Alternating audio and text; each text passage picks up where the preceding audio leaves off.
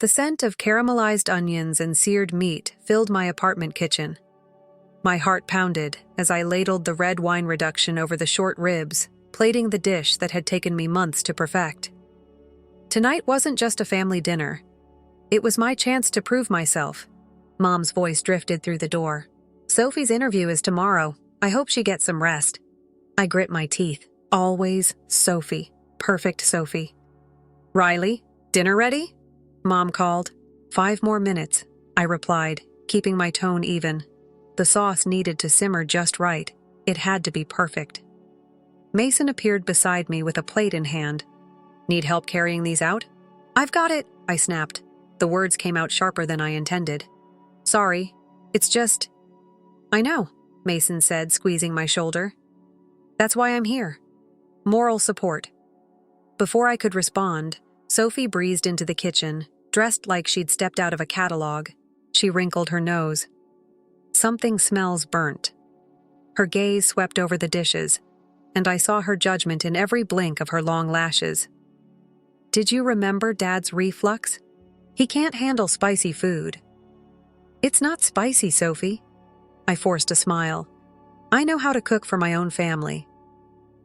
Just looking out for everyone, she said sweetly. But that smile, it never reached her eyes. The table was set, plates placed carefully. This was my moment. Before we eat, I began, standing tall, I want to thank everyone for coming tonight. This recipe is… Let's just eat while it's hot, Mom interrupted. Sophie needs her rest. I sank into my chair, watching them take their first bites. The meat was tender, rich with flavor, or so I thought. Sophie picked at hers, sawed dramatically with her knife. It's chewy and salty. Did you even taste this? Dad pushed his plate away. Rather tough. Maybe stick to simpler dishes, Riley. My cheeks burned. Impossible, I muttered, cutting into my own portion. Perfect. Absolutely perfect. Then Sophie clutched her throat, gasping. It burns! Her performance was worthy of an Oscar. The trembling hands, the tears. What did you put in this? Nothing, I cried. I swear. Call an ambulance, Dad shouted, dialing. As chaos unfolded, I saw it. That flash of triumph in Sophie's eyes. Mason grabbed my hand under the table. Riley, he whispered.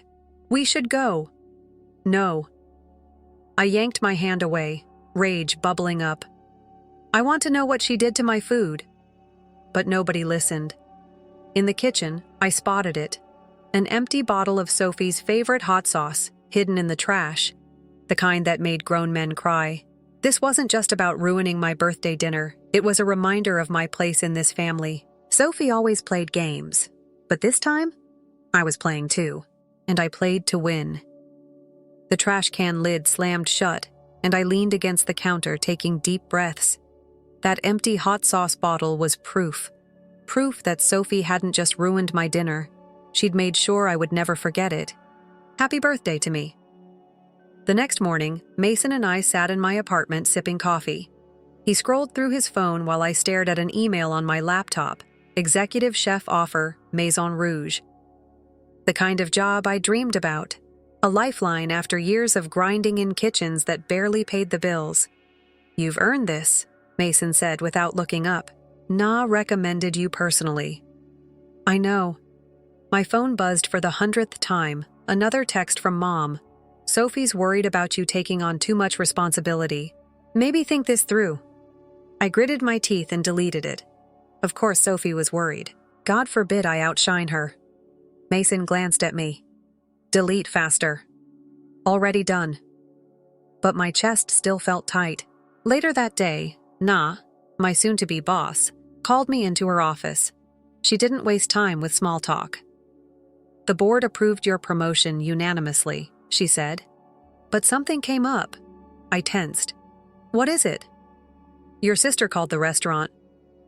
Na's tone softened, but I could see the storm brewing in her dark eyes. She expressed concerns about your stability, mentioned an incident at a family dinner. I clenched my fists. She sabotaged my food and faked a reaction.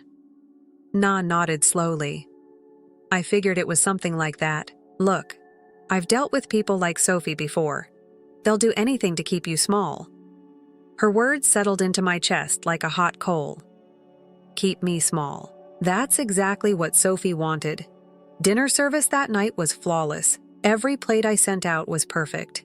Every bite a silent victory, until I saw them, Sophie, Kevin, sitting at table 7, both dressed like they were posing for a magazine cover. I'll handle it, Mason offered, but I shook my head. No, this is my kitchen. I approached their table, keeping my chin high. Welcome to Maison Rouge. Sophie's smile was razor sharp. We had to come congratulate you. Her voice dripped with condescension. Kevin's father says executive chef positions usually require more experience. Kevin shifted uncomfortably. Sophie. She waved him off, leaning forward. After what happened at your birthday, we were just concerned.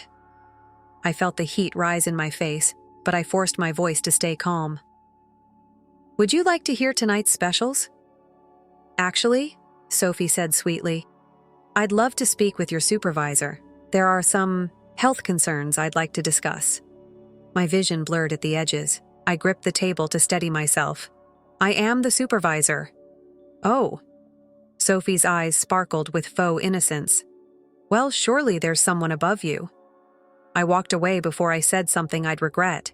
Later, Mason found me in the walk-in cooler, pressing my forehead against a shelf of prepped vegetables.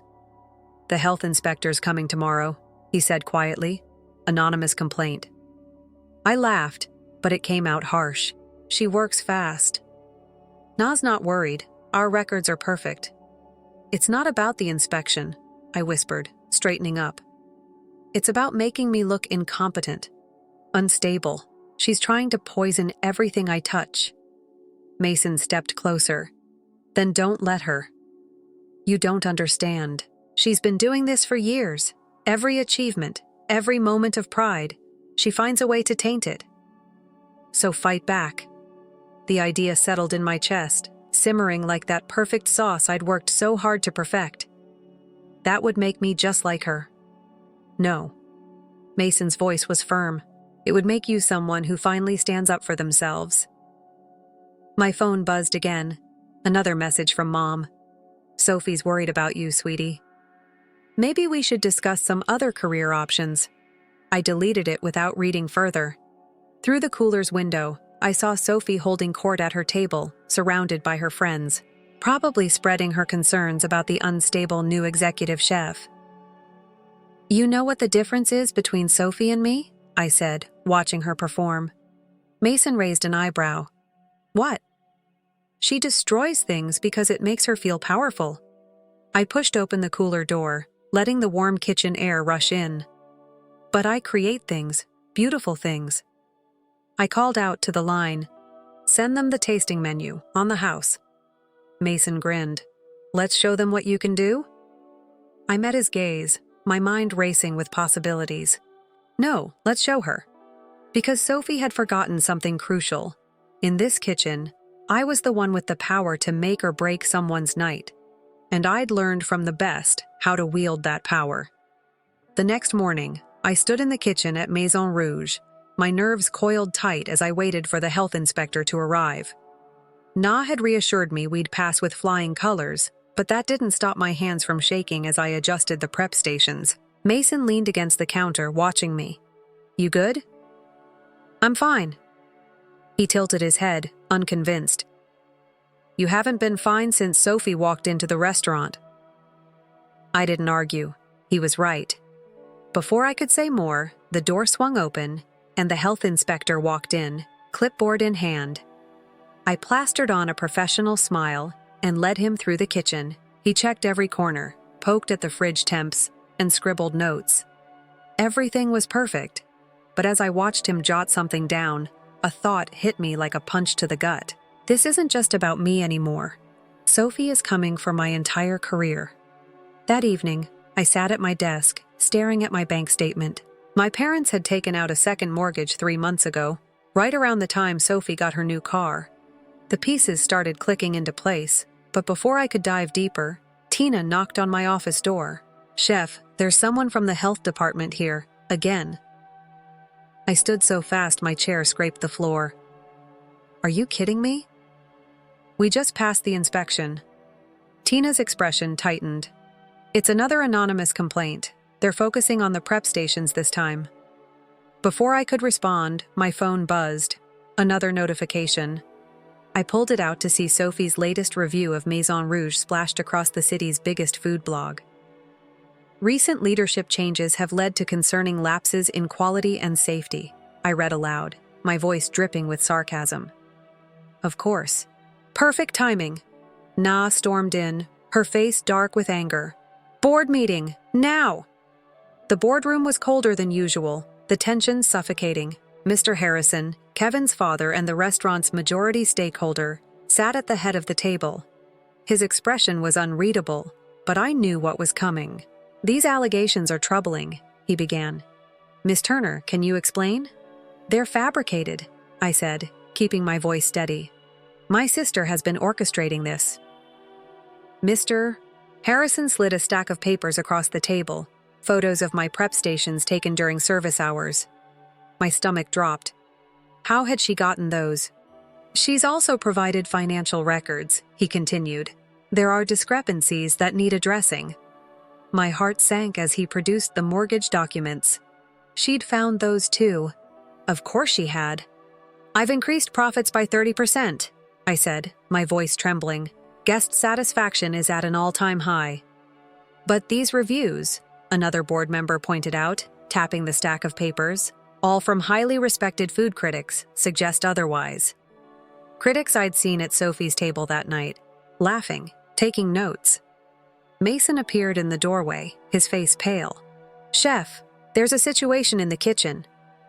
I followed him, heart pounding, and found Sophie standing at my pass, dressed in pristine white, like she belonged there. A health inspector hovered nearby, scribbling notes as Sophie examined a plate with exaggerated concern. What are you doing here? I demanded. She turned to me, her eyes wide with manufactured innocence. Daddy asked me to check on you. He's worried about the restaurant's finances. I clenched my fists. Get out. She stepped closer, lowering her voice. We're just trying to help. You're clearly overwhelmed. Maybe if you'd listened when we suggested a different career path. Before she could finish, I grabbed her arm and pulled her toward the door. She stumbled, catching herself on a prep station, sending containers crashing to the floor. Marinades and sauces spread across the pristine tiles. Sophie let out a shriek that echoed through the kitchen. Assault! She's completely lost control! The health inspector's pen moved faster. Mason tried to step between us. Sophie, let's... But she was already dialing her phone with shaking fingers. Daddy. She's having another episode. Yes. Worse than my birthday. I don't feel safe. I stood frozen, watching as the scene unfolded. The health inspector left with pages of violations. Sophie made her dramatic exit, and the board scheduled an emergency session.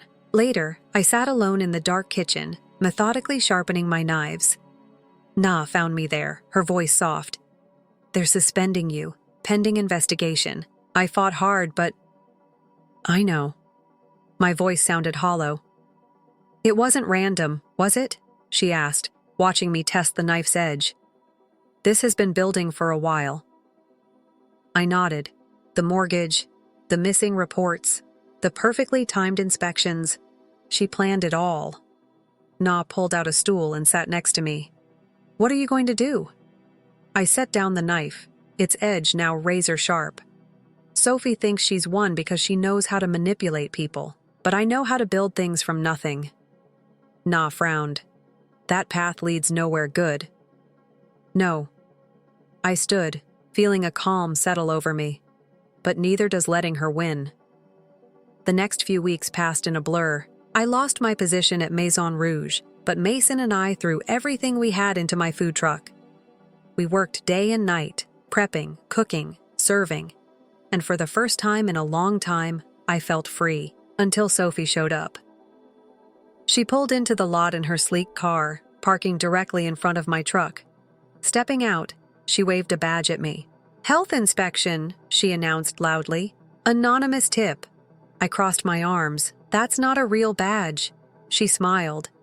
Kevin's father knows people on the council. They're very concerned about unlicensed vendors in this area. The lunch crowd watched the exchange with interest. Sophie played to them, raising her voice. We're just worried about public safety.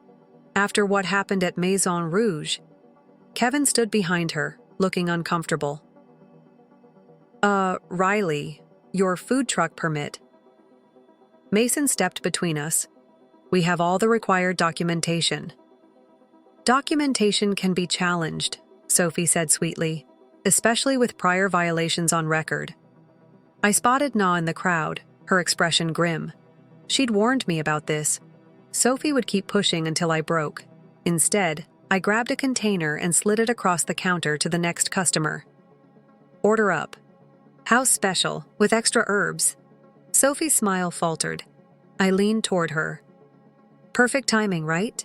Today's special is revenge served cold, a dish I learned from an expert. Her mask cracked for a split second. You're unstable, she hissed. Everyone knows it. I smirked. Really? Kevin, care to tell them about those missing inventory reports you planted? Or should I call your dad? Kevin's eyes widened. Sophie, you said nobody would get hurt. Sophie grabbed his arm. Shut up. But he was already backing away, shaking his head. I can't keep lying for you. The crowd murmured, their curiosity growing. Sophie's carefully crafted mask shattered as she watched Kevin retreat. You think this changes anything? She snapped at me. No. I leaned over the counter, my voice steady. But it's a start. Sophie stormed off, her heels clicking against the pavement like gunfire. Kevin was already halfway to his car, mumbling apologies to anyone who'd listen. The crowd lingered, whispering, eyes darting between Sophie's retreating figure and me. Mason nudged my shoulder. You okay? Yeah, I said, my voice steady. I'm good, but I wasn't, not really. After the crowd dispersed, Na approached, phone in hand. I recorded everything, including Kevin's confession. Sophie's last words echoed in my mind. You think this changes anything? It hadn't. Not really. The damage she'd done couldn't be erased with a single dramatic moment in a parking lot. She's not done, I said softly. Na nodded. No, she's not. But you knew that. I exhaled slowly. Yeah. The next morning, I found myself staring at another headline, Turner Sisters Restaurant Wars, Fraud, Feuds, and Family Drama. There it was, my face next to Sophie's. Her perfect polished smile contrasted with a candid shot of me in my food truck, apron smeared with sauce. The article painted me as the unstable, bitter sister, while Sophie was framed as a victim of my supposed breakdowns. I crumpled the magazine and tossed it aside. Before I could stew in frustration, Mason rushed into the truck. Riley, the truck? The acrid smell of burning rubber hit me before he finished. I bolted outside to find all 4 tires slashed, brake fluid pooling under the truck. Jagged letters scratched into the side panel spelled out, unstable. Security cameras caught everything. Mason pulled up the footage on his phone. Kevin, holding a knife, glancing nervously over his shoulder as he destroyed the truck. Trying to win Sophie back, no doubt. Na arrived with 2 police officers, but I barely heard their questions. My phone buzzed again. Mom. Did you see the article? Her voice trembled. Yeah, I saw it. Sophie's devastated. Her tone shifted to that familiar scolding one.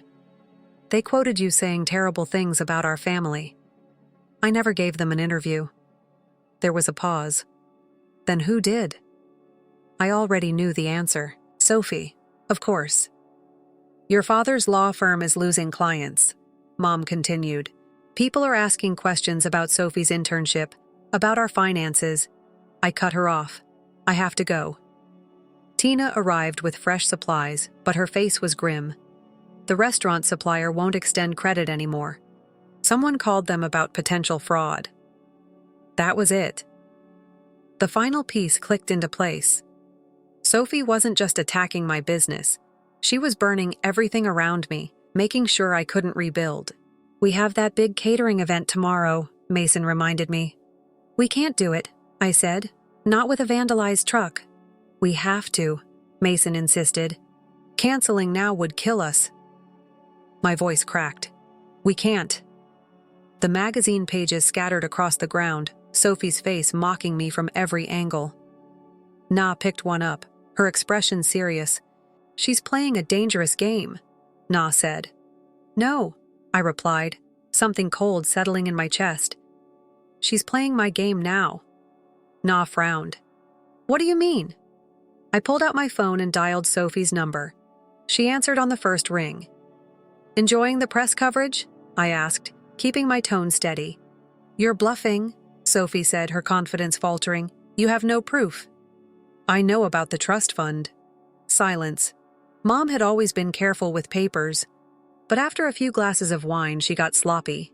I'd seen enough to piece things together. The trust fund, the loans, the money Sophie had siphoned off.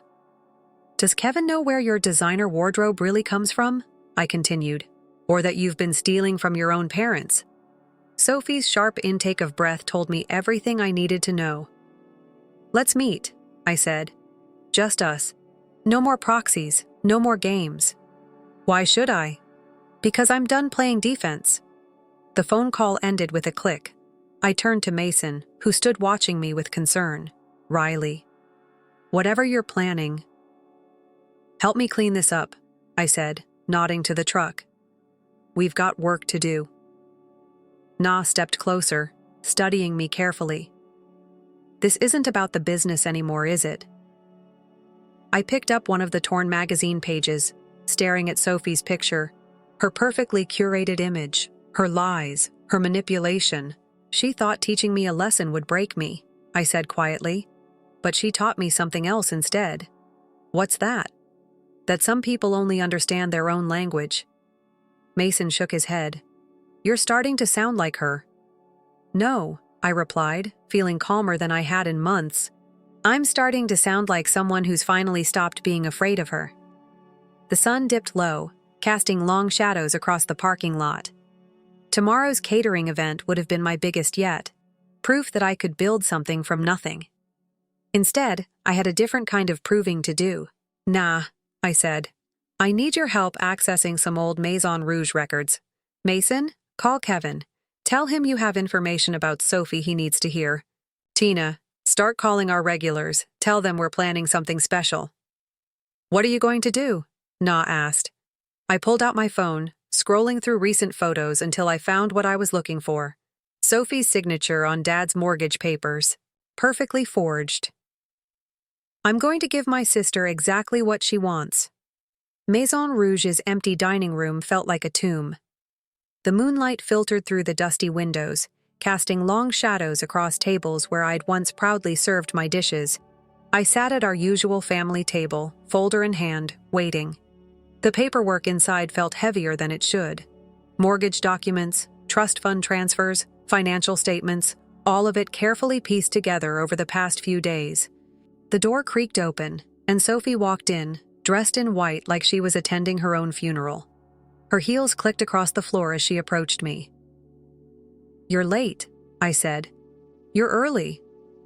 Her voice was steady, but her eyes darted around the room, taking everything in. Why here? I slid the folder across the table. Are these mortgage payments?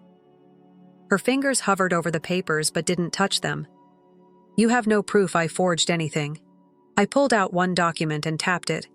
Dad's signature looks different here than on the original loan, almost like someone practiced it dozens of times. A muscle in her jaw twitched. What do you want? The truth. I leaned forward. Why did you do it? Was ruining my career not enough? She let out a bitter laugh. You think this is about your little cooking hobby? Then what? Her voice cracked as she answered. They mortgaged everything for you first. Your culinary school, your internships, your equipment. There was nothing left for me. That's not true. When I needed tuition, Dad had to take out loans. When I wanted to start my own business, they could barely afford groceries. Her eyes glittered with unshed tears. But precious Riley needed her dreams funded. Her words hit me like a punch to the gut. I'd never known. She never said a word. "You could have told me," I said quietly. "Would you have listened?" Sophie scoffed. "You were too busy being the family's golden child, the one with real talent." Movement caught my eye. Kevin slipped through the kitchen door, looking nervous. Mason and Na emerged from the shadows, all according to plan. Sophie noticed them too late. "What is this?" she hissed. I stood, my heart racing. The truth. Kevin placed a USB drive on the table. The original inventory reports, and some other things. Sophie's face drained of color. "You promised." "He promised you," I corrected. "Just like you promised him love, but it was all manipulation, wasn't it?" "Riley," Mason warned, his voice low. "Don't push her." But I couldn't stop now. The anger, the hurt. It all came pouring out. The trust fund transfers, the forged signatures, the fake health inspections. "It's all documented." Sophie shot to her feet, eyes blazing. "You wouldn't dare." "One anonymous tip," I said, holding up the USB, "and it all goes public." Her mask slipped completely. "That would destroy Mom and Dad, like you destroyed my reputation and my business." "That was different." "Was it?" she snapped. "I was protecting myself." "From what?" I demanded. "Me. Your own family?" Sophie's eyes darted to Kevin. "Let's go." But he stood firm. "I can't keep lying for you." The look she gave him could have frozen hell. "After everything I did for you?" "Everything you did to him," Na said, stepping forward. "There's a difference." Sophie's composure cracked. Her voice rose, shrill with desperation. "You think you've won? Exposing me won't fix anything." She pulled out her phone and dialed. "Mom and Dad are on their way. Let's see who they believe." My stomach dropped. This wasn't part of the plan. "What did you do?" I whispered. Sophie smiled, venomous and victorious. "You're not the only one who can set a trap." Headlights swept across the windows. Car doors slammed outside. Mom and Dad burst in, their faces tight with concern and confusion. "Riley!" Dad's voice was stern. "What's going on?" Sophie immediately dissolved into tears, collapsing into Mom's arms. "She's trying to blackmail me, Daddy. She said she'll ruin us all unless—" "That's not true," I shouted, but my voice cracked. Dad stepped between us, blocking my path. "Explain yourself." I froze, staring at the folder in my hands. This was my moment. I had everything I needed to destroy Sophie's lies, to burn her carefully constructed world to the ground. But as I looked at their faces, Mom's fear, Dad's anger, Sophie's hidden triumph, the cost became too clear. Using this evidence would destroy my family, not just Sophie. I dropped the folder, paper scattered across the floor, some fluttering like leaves in the wind. "I'm sorry," I whispered, and turned to leave. "Riley, wait!" Mason called after me, but I kept walking, my footsteps echoing through the silent dining room. Behind me, Sophie's voice rose again, spinning a perfect tale of her unstable, jealous sister. The victim, always the victim. Outside, rain began to fall. I stood in the parking lot, letting it soak me, washing away the last remnants of my plan. All that anger, all that hurt, it bled out of me like ink on wet paper. I'd tried to beat Sophie at her own game, but she wasn't just playing a game. She was playing to win, and I'd lost everything in the process. 3 days after I walked out of Maison Rouge, Mom showed up at my apartment door. She clutched her purse like a shield, her eyes scanning the boxes stacked behind me. "You're leaving?" Her voice was soft, cautious. I nodded. Na offered me a position at her new restaurant in Seattle. Mom stepped inside without asking, her gaze lingering on the half-packed kitchen. "Sophie's in the hospital." I froze, the wooden spoon in my hand snapping in two. "She tried to—" Mom's voice broke. "The doctors say it was a cry for help." "Another performance," I muttered. Mom flinched. "Riley, please. Your father found the trust fund documents." I stared at her, my heart pounding. "What?" She pulled out a familiar folder, the papers I'd left scattered at Maison Rouge. He's been up all night, going through everything. He knows about the forgeries, the embezzlement, everything. My phone buzzed. Mason, texting about flight details. I ignored it. Kevin confessed too, Mom continued. About the restaurant sabotage, the false reports. Sophie's been unraveling. You want me to feel sorry for her? I asked. Mom shook her head. I want you to understand. She opened the folder, revealing papers I hadn't seen before. I've been keeping these for years. Every withdrawal from your culinary school fund, every loan payment. The weight of her words hit me like a punch to the chest. Sophie was right, I whispered. You spent everything on me first. No, sweetheart. Mom reached for my hand. We spent everything on both of you, but we should have told you the truth, about the money, about our fears. Instead, we let Sophie believe she wasn't worth the same investment, and we let you believe you had to prove you were. My phone buzzed again, but I barely noticed. The Seattle job wouldn't wait forever. Where is she? I asked. Mom's relief was palpable. Memorial Hospital. Your father's with her now. The hospital room was eerily quiet, except for the steady beeping of machines. Sophie lay in bed, her makeup gone, her armor stripped away. Dad sat beside her, holding her hand, looking older than I'd ever seen him. Her eyes flicked to me as I stepped inside. Come to finish what you started. Her voice was raw, brittle. You did that yourself. I stayed by the door, my arms crossed. We need to talk. Dad stood, but I waved him back down. It's okay. Sophie let out a bitter laugh. What? Here to gloat? No. I moved closer.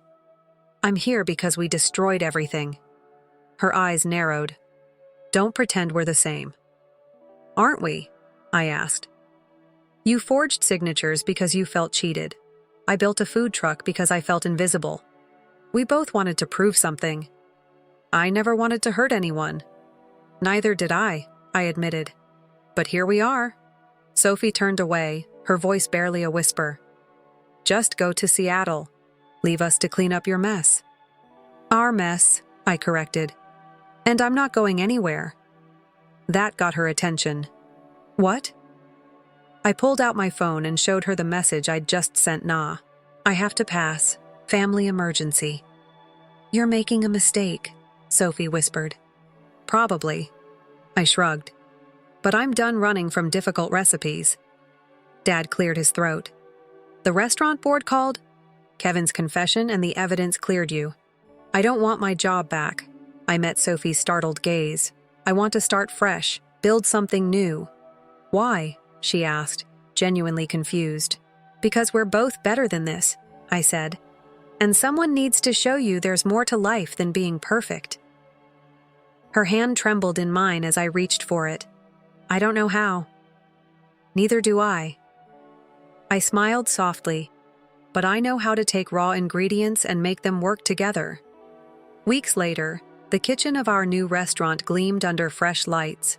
Everything was in its place, ready for opening night. I adjusted the frame holding our first review, not from a critic, but a simple social media post about my food truck's final day. The comment section overflowed with customers asking, when will Turner Sister open? These portions are wrong, Sophie's voice carried from the prep station. The recipe says, sometimes you have to trust your instincts, I called back, grinning. She appeared in the doorway, her chef's whites pristine. The investors are arriving in an hour. I know. And you're not worried? About the food? No. The dining room slowly filled with familiar faces. Na sat with Mason, their heads bent over wine selections. Mom and Dad arrived last, holding hands like nervous teenagers. I stepped to the front of the room. Ladies and gentlemen, tonight's menu tells a story. Sophie joined me, her voice steady. Each dish represents a moment of transformation. The evening flowed like perfectly timed courses. Between service, I caught glimpses of Sophie smiling, explaining how she'd adapted my recipes with her own touches. Mom wiped tears when she tasted our grandmother's updated soup recipe. Dad actually put his phone down during dessert, After the last dish was served, Na pulled me aside. "Seattle's opening another location," she said. "Are you ready?" "For what?" "To be my partner, both of you." I watched Sophie carefully plating the last dessert, her focus absolute. "We're not ready." Na smiled. "You are." She handed me an envelope. "Your mother asked me to give you this." Inside, I found years of receipts, notes, and photographs. My culinary school applications, competition wins, food truck permits. Mom had been watching, supporting me from the shadows, too afraid of disrupting the family's fragile balance to show it. "Riley," Sophie called out, "the final course." I tucked the envelope away and walked back to the kitchen. Together, we presented a deconstructed version of that fateful birthday dinner. But this time, the heat came from carefully balanced spices, not hidden sabotage. "It's perfect," Mom whispered. For once, she looked at both of us. Later, as we cleaned the kitchen, Sophie and I sat at the bar, sharing the last slice of cake. "I found another one of your old recipe notebooks," she said quietly. "From before, everything. You wrote about teaching me to cook, about us working together." I pushed the plate toward her. "I never stopped hoping for that. I ruined that dream for you." "No."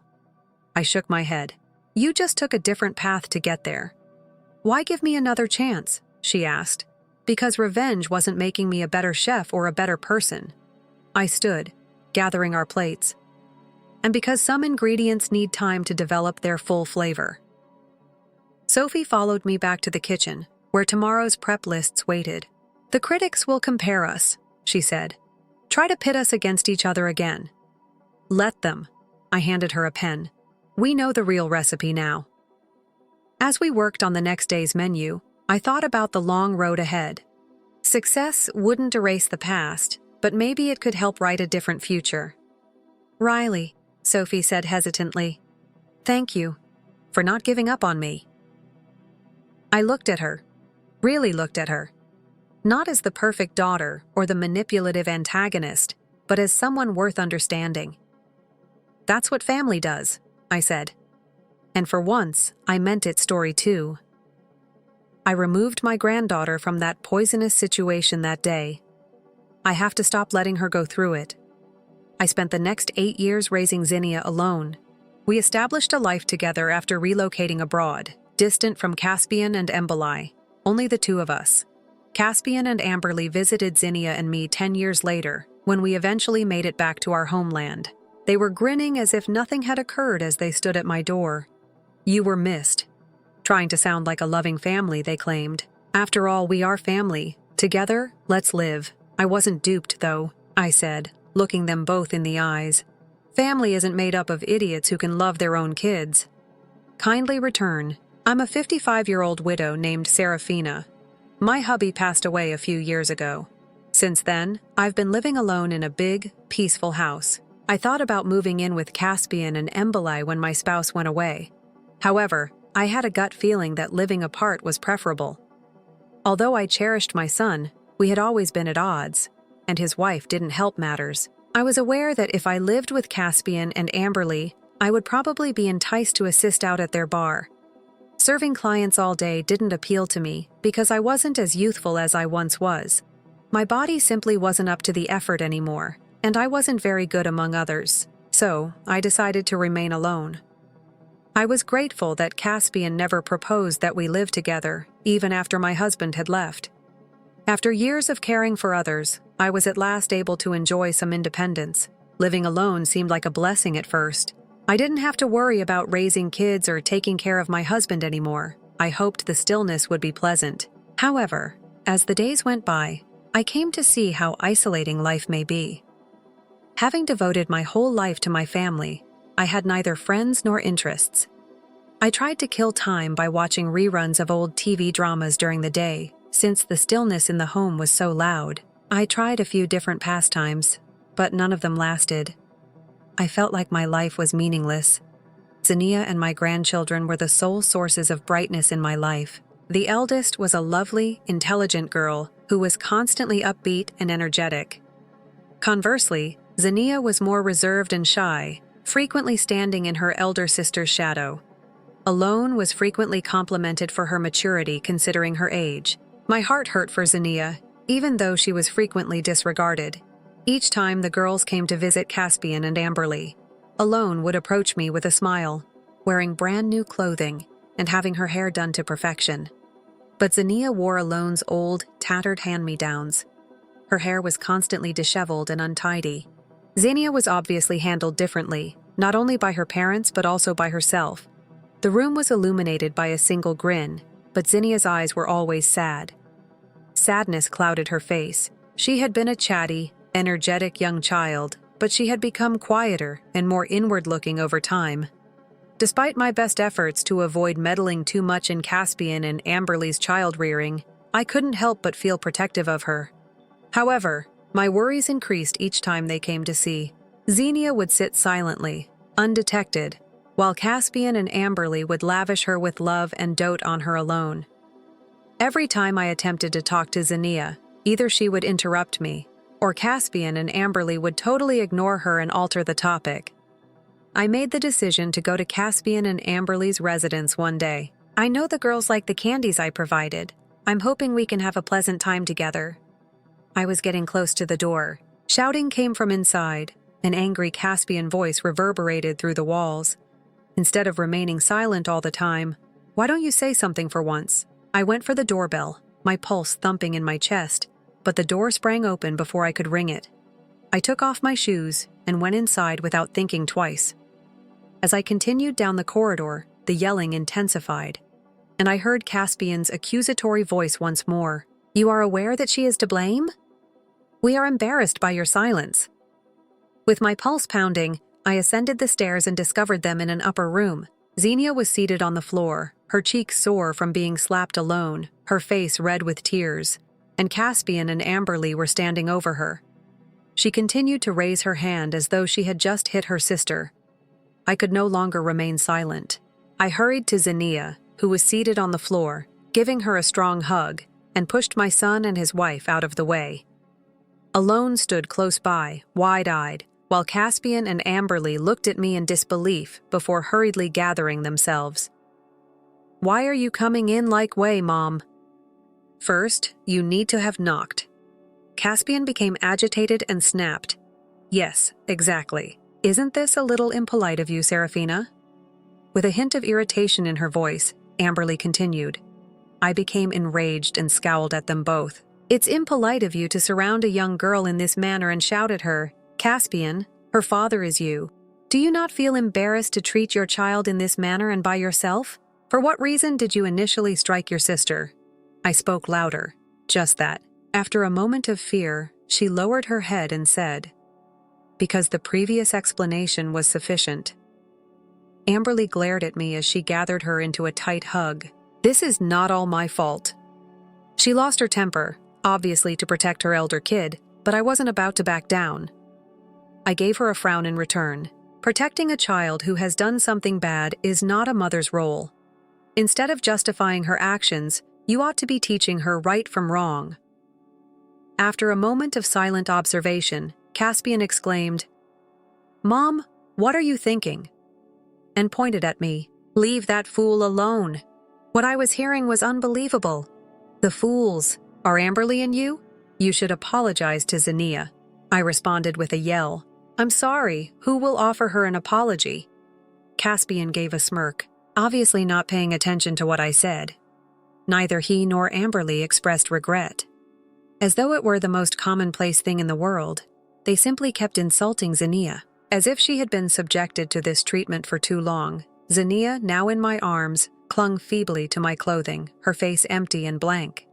Before I could even comprehend what was happening, I snatched her up and said, "I'm taking care of Xenia from now on. I have to wait for an answer before I leave her in this house." They were astonished when I strode out of the room, but I left before I could get too far. I was followed by Caspian. He had a sly smile on his face. "Thank you, Mother," he added nonchalantly, as though he had just found the solution. I didn't know what to do with that mute. I couldn't speak.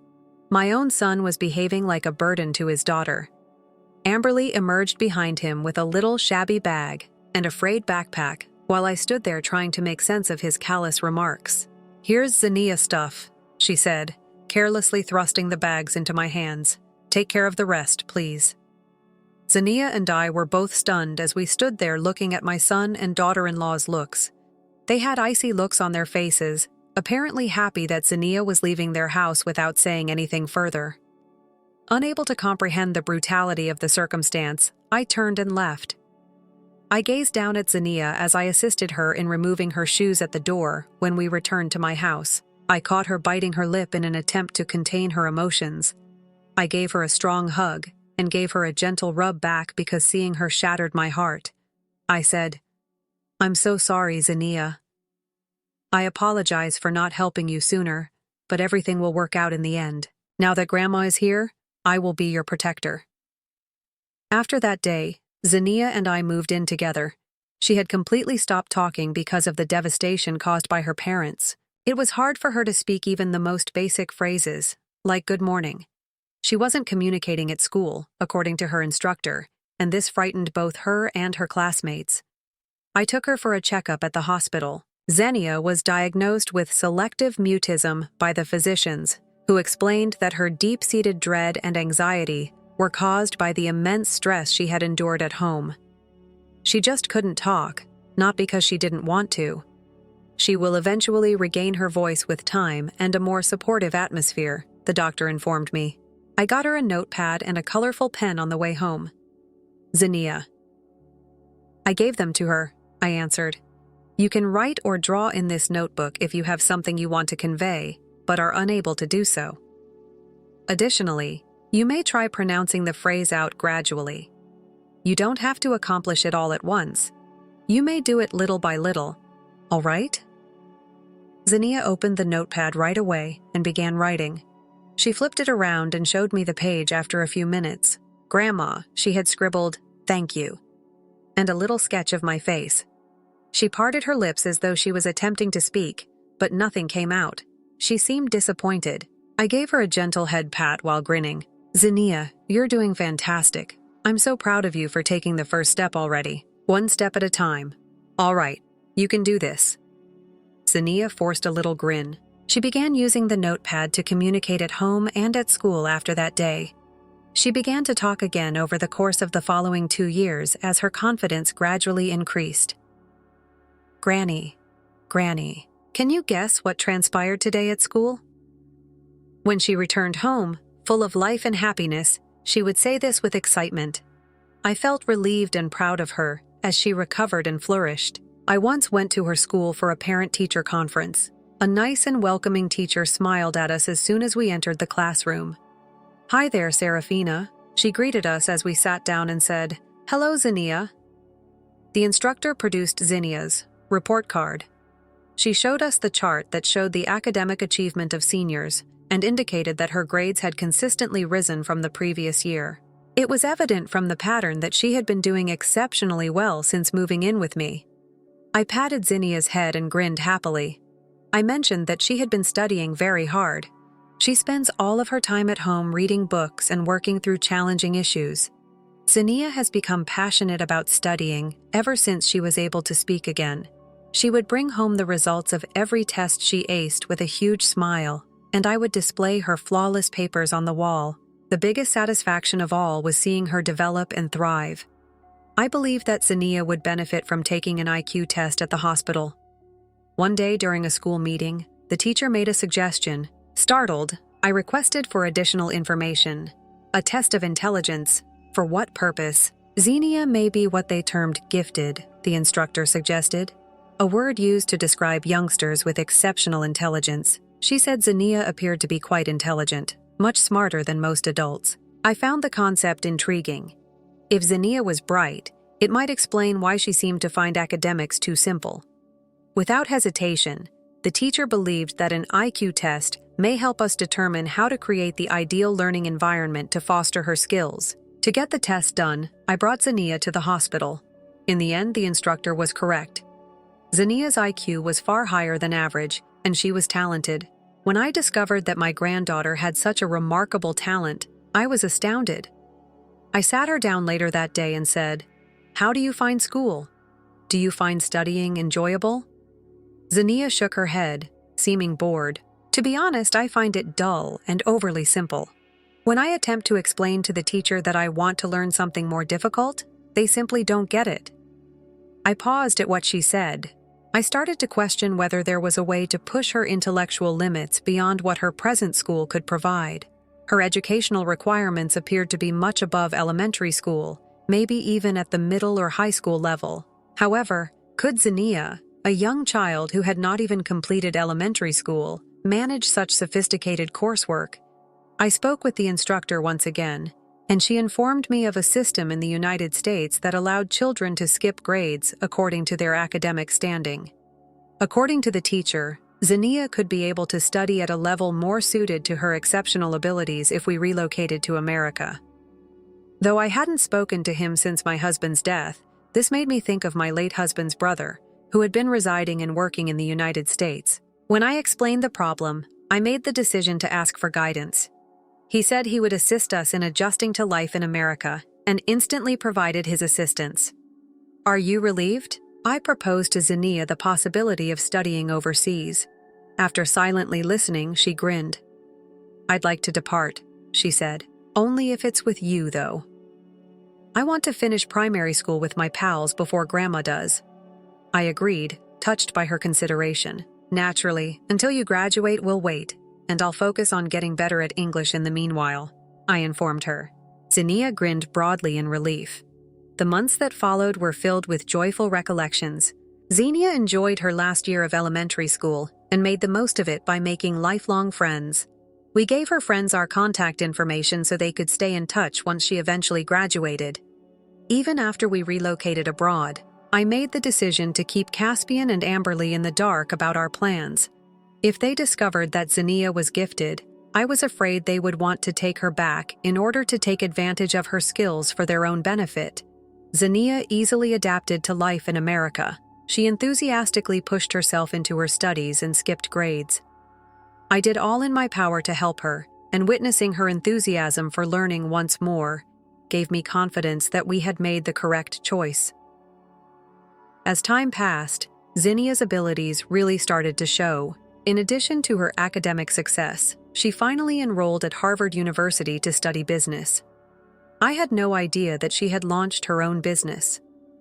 Grandma, I want to pay you back. She frequently expressed this with excitement, but in my opinion, she had already given me the highest possible return by developing into a bright, talented, and compassionate young lady. Zinnia's accomplishments were not overlooked. After American news sources highlighted her accomplishments, her name quickly gained international recognition. She rose to fame as an individual. Many others were inspired by her narrative. I frequently pondered Caspian and Amberly's opinions on her achievements. Did they feel bad about how they had handled her? For their sake, I prayed they did. We had to go back to our native country for business purposes 10 years after Zinnia founded her firm. In an attempt to blend in, we rented a new apartment, but one afternoon, the doorbell rang. Without thinking, I opened the door, assuming it was a delivery. It has been a long time, Mom. How are you? The sound of Caspian's voice shook me. Emily was standing next to him, grinning in a way that made my stomach flip. I was too shocked to disguise it. Caspian, Amberly, why are you here? They disregarded my perplexity. Amberly called into the home as she moved closer. We've come to visit you, Zinnia. It's your parents. In a hurry, I blocked the door. What are you looking for? Do not approach my daughter, please. Caspian smiled pityingly at me. Mom, don't be so aloof. She still has us as her parents. All we want to do is see her. Yes, said Amberly, mother-in-law. After all, we are family. Let's speak with her, please. They surged by me and inside the home before I could stop them. Zinnia came out of the living room to listen to the noise. Grandma, what's going on? She inquired. She froze as her gaze fell on Caspian and Amberly, startled. But Amberly and Caspian were ecstatic to meet her. Look at you, Zinnia! You've come a long way! Amberly cried out, attempting to embrace her, but Zinnia dismissed her with a chilly dismissal. We can discuss in the living room if you'd like. I'll prepare some tea. Zinnia stated without waiting for a response, her voice cold. She entered the kitchen. Unfazed, Caspian and Amberly settled down on the couch and started talking openly about their past as if nothing had ever happened. I'm uncomfortable.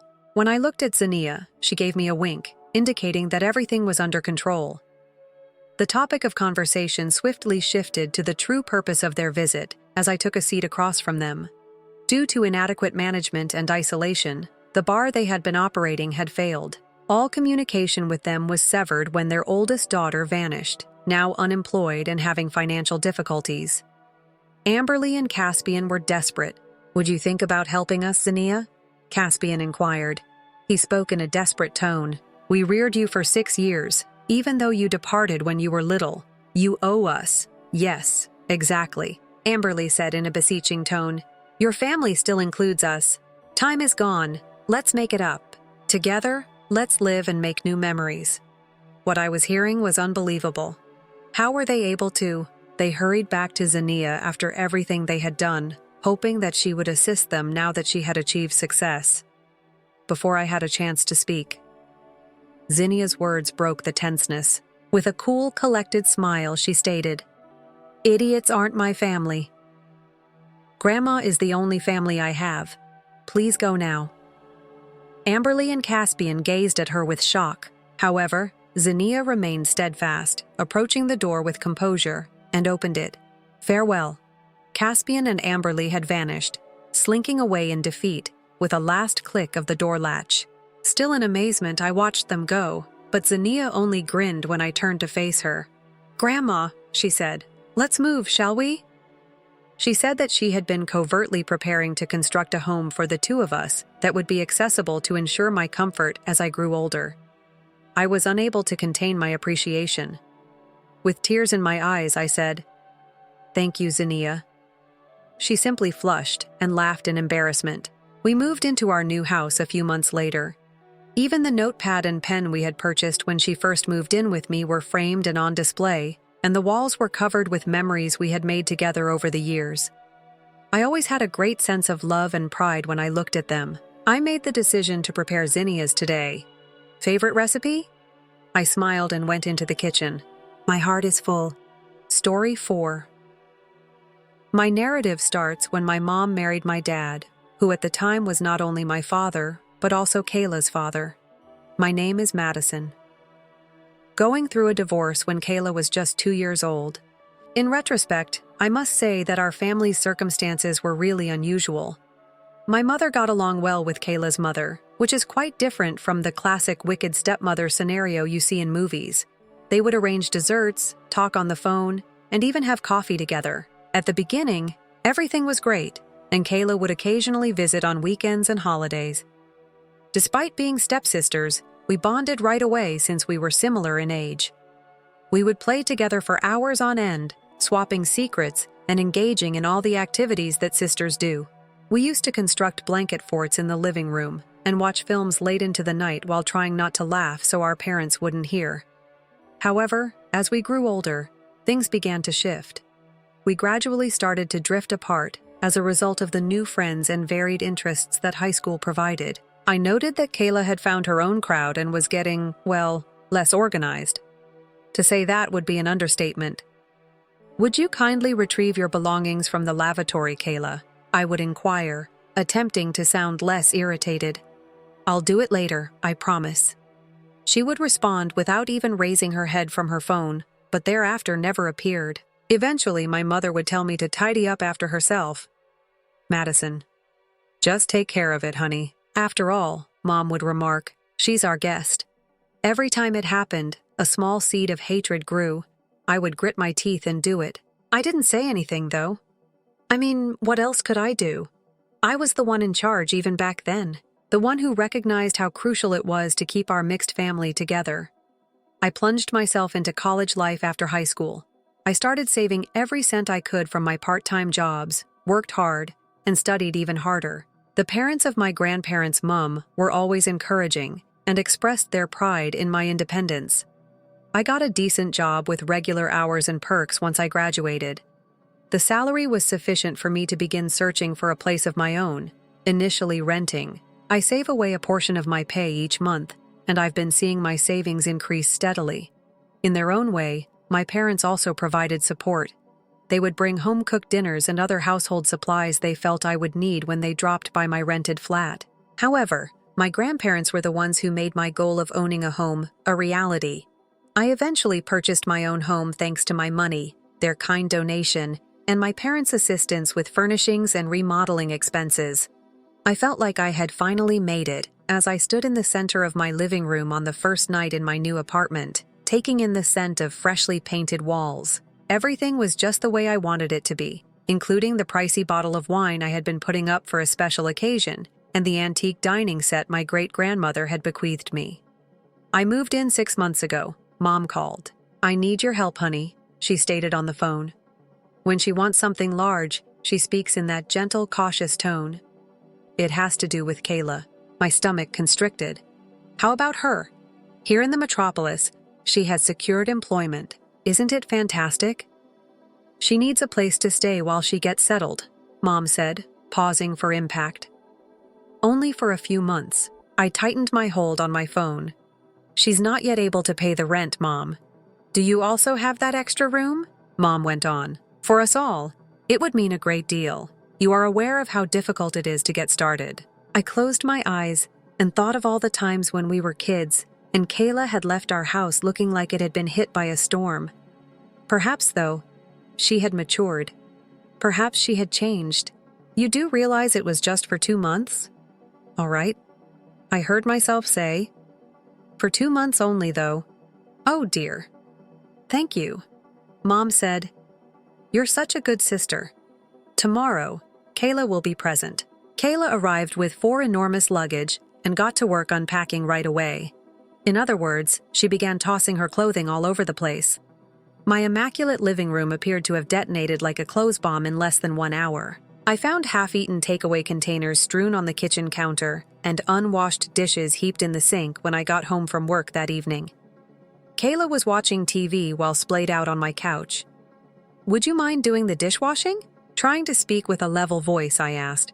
She continued to stare at the computer as she responded, "I'll get to it." She never did. As the days went by, things only grew worse. When I entered my closet one morning, I discovered that a number of my favorite clothes were gone. Later, I discovered them crumpled on the floor in Kayla's room.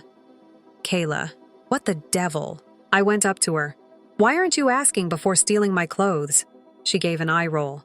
"We're the same size, come on. Don't take things so personally. We're sisters. Do you recall?" Sisters requested authorization, I whispered, but she had already started to go. The food situation was the last straw. Cooking had always been fun for me, especially when I made enough to take to work the next day. However, when I returned home, everything I had prepared the previous evening was gone, and nothing was ready to take its place. One evening, when I stood in front of my empty refrigerator, I exclaimed to Kayla, "You can't keep eating all the food without contributing." Angry, she raised her head from her phone. "Madison, I'm a visitor here. The host is you. It is your responsibility to look after your visitors. Furthermore, this isn't even a visitor in my kitchen. I insisted that you assist. In any case." She gave a shrug. "I'll simply get takeaway if you're going to act so strangely about it." My blood pressure rose as I stood there and watched her browse through her delivery applications. I didn't sign up for this, but every time I considered facing her more forcefully, my mother's voice kept coming to mind. "What a wonderful sister you are." I was already looking forward to getting back inside my flat after 2 weeks of this cohabitation horror. That day at work had been very difficult, and all I wanted to do was get home, reheat any leftovers I might have, and then just fall asleep on my couch. Rather, I ventured into the shadows. I initially believed that Kayla might have finally left for the evening, so I could have some peaceful time. But suddenly I became aware of the light flashing in my living room. I turned the corner. Because Kayla and a person I had never seen before were so dear to me, I stopped dead in my tracks at my dining table, using my great-grandmother's antique dining set, which I hardly used myself. In an attempt to create a romantic mood, candles were lighted everywhere. They were joking and kissing while leaning close to one another and eating what appeared to be takeaway that had been placed on my family's artifacts. The open bottle of my pricey wine, which I had been reserving for a special occasion, on the table, however, was what truly made my fury boil. I turned on the light switch, half empty between these two strangers. What on earth is this? When Kayla saw it was me, she startled and then rolled her eyes. Madison, you frightened us to death. Who is this? Pointing to the man who was now glaring at me, I demanded. Why are you using the china that belonged to my great-grandmother? Additionally, that wine was pricey and reserved for a particular event. It's Derek here. Kayla responded nonchalantly, as though this was all quite commonplace. Additionally, this is a unique occasion. We are on our third date. Even if it's your wedding feast, I don't care. You don't have the right to enter my house uninvited. Furthermore, you have no right to utilize my belongings without my consent. Derek cleared his throat. Hey, here is where we're hoping to enjoy a romantic night. Please allow us some privacy. Perhaps spend the evening at a friend's house or go get coffee. What I was hearing was unbelievable. I'm sorry. That's right, Kayla said, putting her arm around Derek's shoulders. We'd want a little privacy. This kind of date crashing is not cool. Break up a date with someone. I live in this flat. Kayla complained, Come on, sis. Be less of a buzzkill. All we want is to spend some time together. Spending time together. Leave now. I gestured to Derek. You have to get out now. Or what? Derek grinned. Why? For trespassing, I'm phoning the police and getting you kicked out. You wouldn't risk it. Kayla let out a gasp. After taking out my phone, I began making calls. Give me a try. Derek grinned, disappeared. He grabbed his jacket and got to his feet. In any case, this is absurd. I'm leaving this place. Hold on, Derek. As he made his way to the door, Kayla yelled after him. She turned and gave me a look. Many thanks, Madison. I appreciate you destroying everything. After he left, she snatched up her pocketbook and slammed the door so forcefully that my photos clattered on the walls. Early the next morning, my phone rang. As soon as Mom's name appeared on the screen, I realized something was wrong. How were you able to? Before I could even greet her, she began, Your own sister. Let me explain, Mom. Describe what? That poor girl was humiliated by you in front of her date. How you said you would report her to the police. I squeezed my nasal bridge. Was she honest with you about using her great-grandmother's china? Or that she uninvitedly opened my pricey wine? Madison, I see. Mom's disapproval was evident in her voice. When did you start being so self-centered, so conceited? You're treating your sister like a criminal as she tries to establish a life here. She entered my house with a total stranger. She is currently in need of her family's help since she is an unhappy girl. But obviously, you're too engrossed in your own world to see it. Before I could make any more defenses, Mom ended the call. I felt a mix of hurt and rage rising inside of me as I gazed at my phone. However, my phone called again about an hour later, so I didn't have much time to think. Madison, Kayla's mother, did it this time. She spoke sharply. We must discuss your actions. My actions? I couldn't contain my laughter. But what about Kayla's actions? Ever since you purchased that flat, you've evolved, become conceited and self-centered. It's unfair. Unfair. Let me tell you what is unfair. When did you and your mother relocate here for the first time? You spent 2 weeks at our home. You were both handled with the utmost respect by Kayla and me. We didn't threaten to call the cops on you or throw you out. That was something else entirely. I objected. We didn't damage your home or take your personal property without your consent. I'm tired from work every day, and instead of relaxing, I'm cleaning up after Kayla when I get home. She doesn't do laundry or dishwashing. You're treating her too harshly. Kayla's mother interrupted me. She talks to me about how difficult it is to live with you. You are so biased against her. Madison, these are little matters. You must get over your rigidity about everything. Minor details. It's about fundamental decency. Nothing I do is appreciated by her. Disregards my house and possessions. She's your sister. She is free to leave my flat at any moment if she doesn't want to live with me. The person on the opposite end of the queue took a quick gasp. I noticed that Kayla's mother's voice has become icy. I will discuss this with your mother and father. Don't assume that this is the end. The queue died. My hands were trembling with annoyance as I sat there. How did I become this story's antagonist? I just wanted my own house to be treated with some fundamental decency and respect. Was that really asking for too much? A few hours later, my phone rang once more. For the second time that day, Mom's name appeared on the screen. I considered not responding, but I knew that ignoring her would just exacerbate the situation. After a brief moment of my finger hovering over the refuse button, I ultimately took the call, preparing myself for what was about to happen. "What's wrong with you?" Not even a greeting from her. I recently spoke with Kayla's mother on the phone. She's really angry. I sagged down on my couch as a headache began to develop. Do you know how hard I've fought to keep this connection going with Mom? I've always gotten along great with your father's ex-wife. I take pride in that. You're spoiling everything now. Are you aware of how uncommon it is for families to get along after a divorce as we do? Everything is being ruined by me. I straightened my posture and raised my voice. You assured me, Mom, that Kayla wouldn't meddle with my affairs. You mentioned that since she would be at work all day, I would hardly see her. Guess what, though? She hasn't attended any job interviews in the past 2 weeks. Not one. She's observing. No, she isn't. She spends the entire day at home, causing chaos in my flat and inviting others around. Are you curious about her true intentions? She spends the entire day buying takeaway and watching TV on my couch. She refuses to even wash a single dish, cook, clean, or even wash her clothing. I always find total pandemonium when I get home from work. Do you have any idea how it feels to get home from a hard day of work, to see your kitchen ruined and all of your food gone? Sweetheart. The tone of Mom's speech became patronizing. I detested the one she employed when she believed she was speaking rationally. Kayla isn't accustomed to living on her own. She is still learning how to accomplish these things. It's the first time she's had to look after herself. What I was hearing was unbelievable. I walked back and forth across my living room, stepping over Kayla's abandoned shoes. She is an adult mother. She ought to be able to do the dishwashing. These are not difficult abilities we are discussing. This is just plain human decency. The hostess is you, Madison. Being hospitable and looking after your guests is your duty.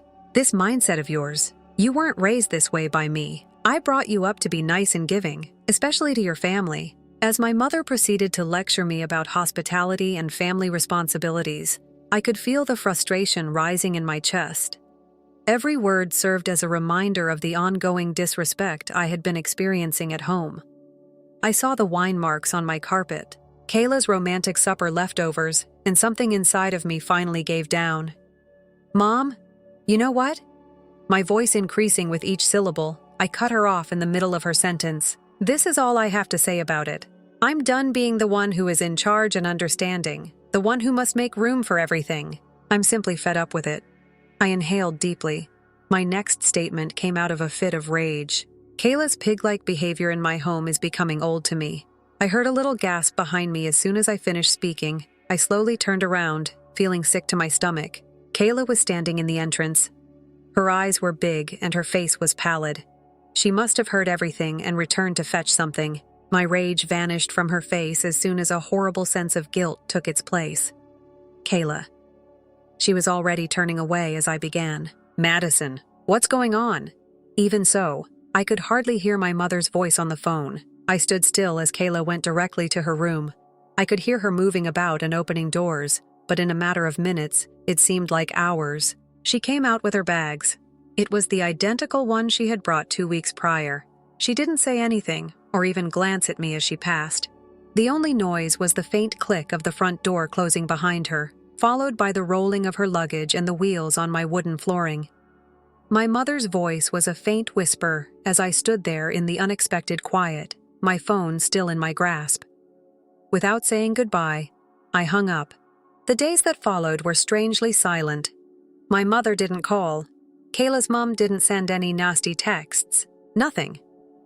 The argument had been worse than the stillness. I was aware that Kayla had to tell her mother about it, and that her mother had to tell me as well. However, nobody was addressing me. As I walked around my now clean flat every day, the weight of that stillness weighed heavily on me.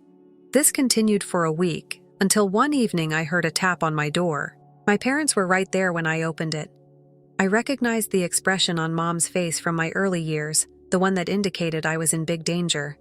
Dad seemed worn out. Mom wasted no time in welcoming them inside. Are you aware of what you have done? She began to pace my living area, slandering your sister, causing her to feel uncomfortable. In the middle of the night, she had to depart. She went on to enumerate my transgressions, saying, "Madison, I didn't raise you to be cruel." At trial, each one spoke like a prosecutor. Dad hadn't spoken anything yet, I observed. He simply stood staring around my flat with his hands in his pockets. Mom also took note. Abruptly, she turned to face him. "Why are you simply silently standing there? Talk to your daughter. Express your disappointment to her." Dad shifted his weight from one foot to the other and cleared his throat. "I think both of our daughters are wrong in this situation," he remarked slowly, what my mother and I both said at the same time. "Madison."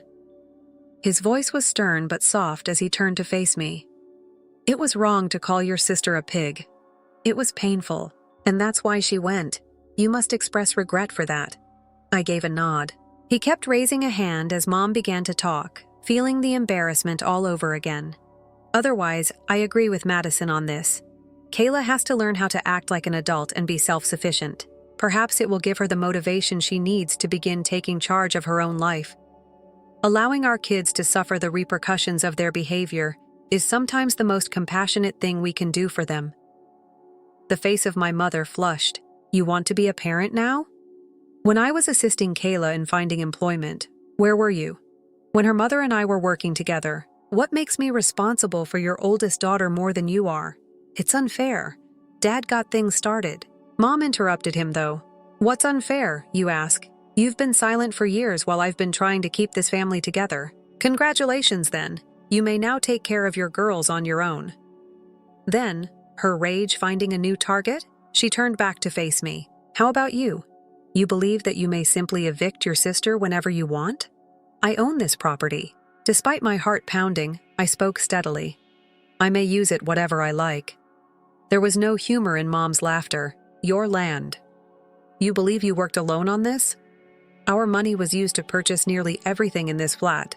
She made frantic motions all over the room before pointing dramatically at the wall-mounted bookcase. "My grandma owned the bookcase. Since it's a family heritage, the furniture belongs to me and not you."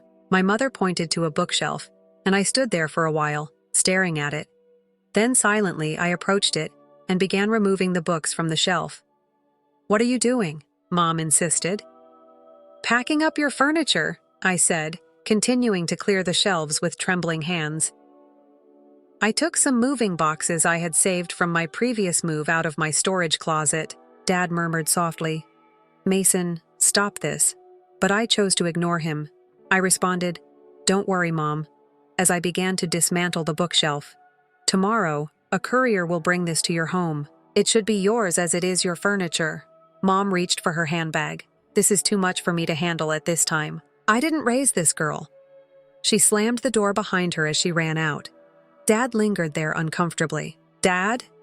You ought to go after her, Madison." After giving a sorrowful nod, he went with his mother.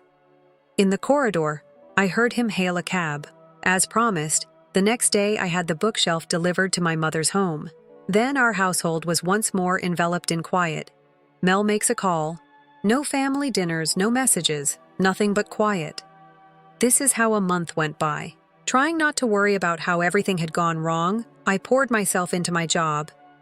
Then my dad's number appeared on my phone one day. "Is it possible for us to have coffee together?" he inquired. "That tiny bistro beside your workplace?" Yes, I did agree. I was thankful that at least one member of my family continued to communicate with me. However, I stopped short when I entered the cafe the following day. My father and I were seated at the table. Sat. Kayla stirs a cup of coffee anxiously. I briefly thought about turning around and leaving, but my father saw me and motioned me to come closer. I walked over to the table after taking a big breath. I sat down, and no one talked. I concentrated on organizing my purse on the back of my chair as Kayla gazed into her coffee cup. Dad cleared his throat but remained silent. We all had a time to gather ourselves before a waitress arrived to take my order, ending the awkward pause. Kayla glanced up at last. She began, then stopped to catch her breath. "I got a job. That is? That's fantastic. I succeeded." Yes. Yes, it is. I also located a flat of my own. It's good, but it's little. With my new pay, I can finally truly afford it. She gave a little smile. Derek and I are still together. Now he finds it amusing. They keep referring to you as the fighting girl, claims that he has never witnessed anybody go from having nothing to phoning the police that quickly. I couldn't help but laugh in spite of everything. He was being fairly annoying, actually. He was, Kayla acknowledged. Both of us were. She put down her coffee cup and met my eyes straight. I really apologize for everything, Madison. The disrespect, the mess. Without asking, using your belongings. Instead of behaving like an adult, I was behaving like a pampered adolescent. A constriction in my chest started to relax. I apologize. I was wrong to call you a peg. It was unkind, and I'm sorry. I simply couldn't stand it. I am aware that I provided you a lot of grounds for frustration. Kayla grabbed my hand as she reached across the table. I'm currently living alone and responsible for taking care of everything. I understand. I understand your anger over the cleaning, the dishes, and everything else since that day at the cafe. I've been repairing my friendship with Kayla. She's really been very excellent at keeping her new flat tidy, and we now get together for coffee on a regular basis. She even recently requested me to join her for supper, which she prepared entirely by herself. But something about Mom, that's another matter entirely. According to Dad, she isn't yet prepared to make amends. He claims she needs time to ponder. However, I am aware that it is more intricate than that. I believe my argument with Kayla broke Mom's vision of the ideal mixed family, something she has always taken great pleasure in. But I stand by what I did. Although I think I might have handled some situations better, I don't think I should apologize to Kayla's mother or to my own mother for demanding basic decency in my own house. There was an unusual event yesterday. A well-known bookshelf that I had given to my mother months prior was brought to my flat by a courier, in a rage. The bookcase was all that was present, with no notice or explanation. I couldn't help but think as I stood there observing it, whether this was Mom's attempt to make amends. I still haven't given her a call about it. Certain discussions require the appropriate time, and certain wounds require longer time to heal. I returned the bookcase to its original location for the time being, and each time I gaze at it, I am reminded of the analogy between books and families. Before they can stand correctly again, they occasionally need to be disassembled and reassembled.